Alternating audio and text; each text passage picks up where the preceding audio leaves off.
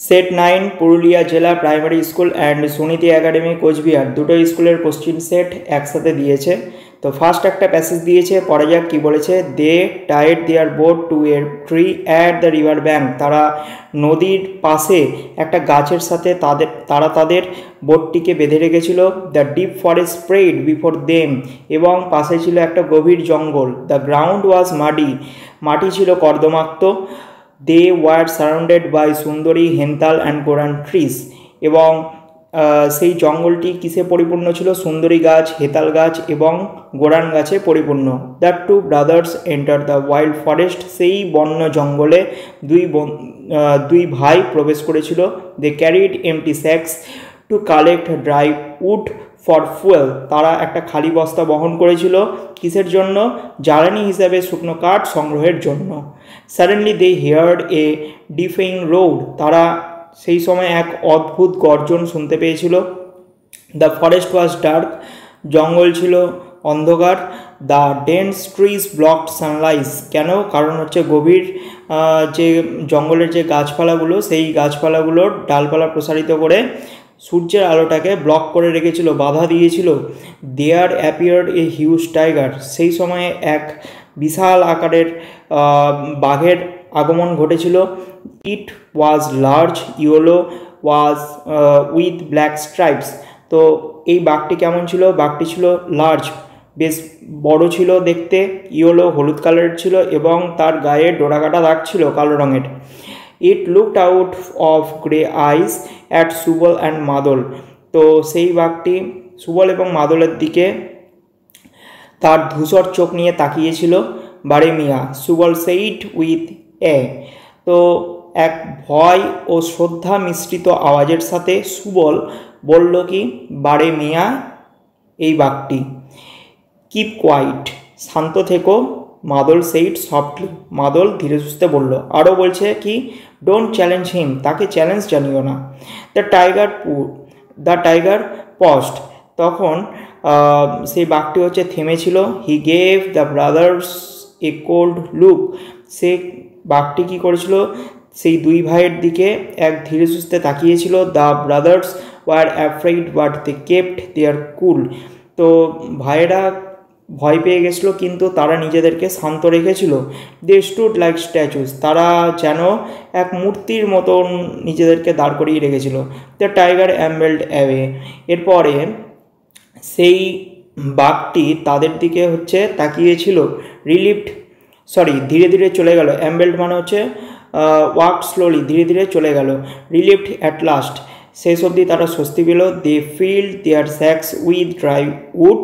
এরপরে তারা তাদের বস্তার মধ্যে শুকনো কাঠগুলো ভরতে শুরু করেছিল। Then they sailed back down the river. এরপরে তারা নদীপথে নিজের জায়গাতে চলে যায়। এরপরে কোশ্চেন অ্যান্সার দিয়েছে, বলছে which trees did Subal and মাদল সি ইন দ্য ফরেস্ট। তো কোন কোন গাছ সুবল এবং মাদল দেখতে পেয়েছিল? Subal and Madal saw sundari hental and goran trees in the forest. তারা জঙ্গলে সুবল এবং মাদল সুন্দরী, হেতাল এবং গোরান গাছ দেখতে পেয়েছিল। B number, what did they heard suddenly. হঠাৎই তারা কি শুনতে পেয়েছিল? Suddenly they heard a deafening roar. তারা এক অদ্ভুত আওয়াজ হঠাৎই শুনতে পেয়েছিল। Why was the forest dark. কেন জঙ্গল অন্ধকার ছিল? The forest was dark because the dense trees blocked sunlight. কেননা গভীর গাছপালাগুলো সূর্যের আলোটাকে ব্লক করে রেখেছিল। D number, why did the tiger amble away. কেন বাঘটি ধীরে ধীরে চলে যায়? The tiger ambled away because he thought they were statues. কেননা বাঘটি ভেবেছিল যে ওই যে হি অর্থাৎ দে, এখানে হচ্ছে দে হচ্ছে সুবল অ্যান্ড মাদল। সুবল এবং মাদলকে মনে করেছিল যে একটা স্ট্যাচু, মূর্তি হয়ে দাঁড়িয়ে রয়েছে বলে। B number, write T for true and F for false statements in the given boxes. তো ট্রু ফলস করতে বলেছে। এ নাম্বার বলেছে the two brothers carried huge boxes to collect dry wood. তো এটা তো ফলস হবে, কেননা হিউজ বক্স তো তারা ক্যারি করেনি। তারা একটা এমটি সেক্স মানে হচ্ছে ওই খালি যে বস্তা সেটা হচ্ছে ক্যারি করেছিল। বি নাম্বার হচ্ছে the tiger stood like a statue. তো টাইগার তো এখানে দাঁড়ায়নি, তাই এখানে ফলস হবে। সুবল অ্যান্ড মাদল দাঁড়িয়েছিল। Madal said to Subal to keep quiet, এটা ট্রু হবে। এরপর complete the sentences with the information from your textbook. Complete করতে বলেছে Apu went to see a kabaddi match at বুড়ির মাঠ। B number Google the sentences with the information from your textbook. Complete করতে বলেছে Apu went to see a kabaddi match at বুড়ির মাঠ। B number Google visit Kolkata one summer with his parents. C number Barimiya is a strange creature. D number kamots have sharp teeth. এরপর টিক দিতে বলেছে grandma had white hair. B number the river beyond Basanti is called the Bidya. Next true false করতে বলেছে the Sundarbans is in the north of Bengal, false হবে। B number হচ্ছে Nasir pulled Apu to the playground, false. C number Subal and Madal had a boat, true.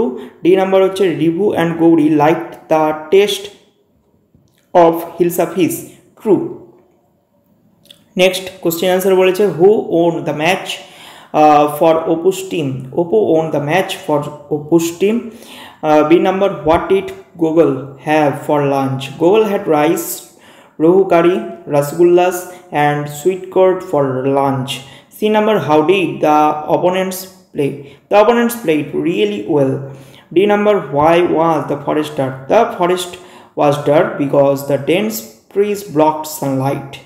Next 6 number write the opposites of the given words. তো opposite করতে বলেছে modern হবে ancient, modern মানে আধুনিক, ancient মানে প্রাচীন। বি নাম্বার কার্লি হবে স্ট্রেট, কার্লি মানে কোঁকড়ানো, স্ট্রেট মানে হচ্ছে লম্বা বা সোজা। সি নাম্বার হচ্ছে কেয়ারফুল, কেয়ারলেস হবে যত্নশীল, যত্নহীন।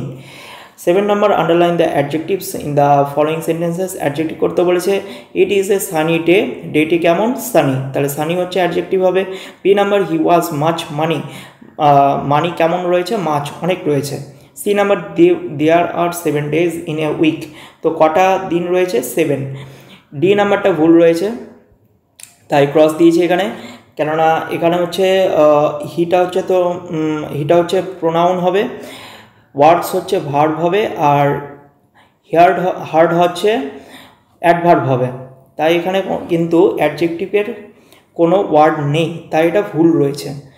ই নাম্বার কোশ্চিন বলেছে যে I saw an exciting match yesterday, তাহলে ম্যাচটি কেমন ছিল, এক্সাইটিং ছিল। F number the bright moon science in the sky, তাহলে মুনটা কেমন, bright. Next regular and irregular verb আলাদা করতে হবে। এ নাম্বার থেকে রেগুলার ভার্ব নেই, ইরেগুলার ভার্ব হচ্ছে ফট। বি নাম্বার হচ্ছে থেকে স্কোর্ড হবে, ইরেগুলার ভার্ব নেই। সি নাম্বার থেকে হচ্ছে হেল্পড হবে, এখানে ইরেগুলার ভার্ব হবে না। ডি নাম্বার থেকে হচ্ছে রেগুলার ভার্ব হবে না, কিন্তু ইরেগুলার ভার্ব হচ্ছে ওয়েন্ট হবে। ই নাম্বার থেকে হচ্ছে রেগুলার ভার্ব নেই, ইরেগুলার ভার্ব হচ্ছে স্যাং। এফ নাম্বার থেকে হবে হচ্ছে ওয়াকড, ইরেগুলার ভার্ব কিন্তু এখানে হবে না। তার মানে কি বুঝলে, রেগুলার ভার্ব হচ্ছে ভার্বের সাথে ইডি থাকবে, ঠিক আছে, সেগুলো হচ্ছে রেগুলার ভার্ব, আর ইরেগুলার ভার্বে হচ্ছে ইডি কিন্তু থাকবে না। Okay, next change the gender of the following words. Gender change করতে বলেছে পোয়েট, পোয়েটেস, ছেলে কবি, মহিলা কবি। B number fox, vixen. C number হচ্ছে গ্রুম, ব্রাইড, গ্রুম মানে বর, ব্রাইড মানে কন্যা।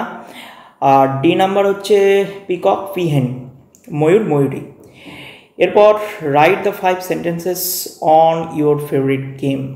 তোমার প্রিয় খেলা সম্পর্কে প্যারাগ্রাফ লিখতে বলেছে, 5 নাম্বার রয়েছে। তো কী লিখবে, উত্তরটা দেখে নাও তোমরা। আই লাইক ফুটবল মোস্ট, আমি ফুটবলটাকে বেশি পছন্দ করি। তোমরা যারা ক্রিকেট, তোমরা তারা ক্রিকেট সম্পর্কে লিখতে পারো, অথবা এটাও মুখস্থ করতে পারো। It is a very exciting game, এটা খুব সুন্দর একটা খেলা। 11 players play the game in each side, তো প্রত্যেক দলের মধ্যে 11 জন করে খেলোয়াড় থাকে। They try to score goals, তারা চেষ্টা করে গোল করার। The goalkeeper touches the ball with the hands, তো গোলকিপার বলটাকে হাত দিয়ে স্পর্শ করে। Other players kick the ball into the net, তো অন্যান্য খেলোয়াড়েরা বলটাকে লাথি মারে নেটের মধ্যে। The game gives strength and team spirit, তাহলে এই খেলাটি কি যোগায়, শক্তি যোগায় এবং দলের মধ্যে সাহস যোগায়। It makes friendliness among the players. তো খেলোয়াড়দের মধ্যে এটা একটা বন্ধুত্ব সম্পর্ক স্থাপন করে। This game is not costly like cricket. তো ক্রিকেটের মতন এটা খুব একটা যে কস্টলি অর্থাৎ দামি বা খুব খরচ হয় এমনটা নয়। We play football in all seasons. আমরা এই ফুটবলটাকে খেলতে পারি সমস্ত ঋতুতে। তো ভিডিওটি আজ এই পর্যন্তই, সমস্ত প্রশ্ন সেটগুলো শেষ হলো। ভিডিওটি যদি ভালো লাগে অবশ্যই একটা লাইক করো, চ্যানেলে যদি নতুন হয়ে থাকো চ্যানেলটিকে অবশ্যই সাবস্ক্রাইব করো।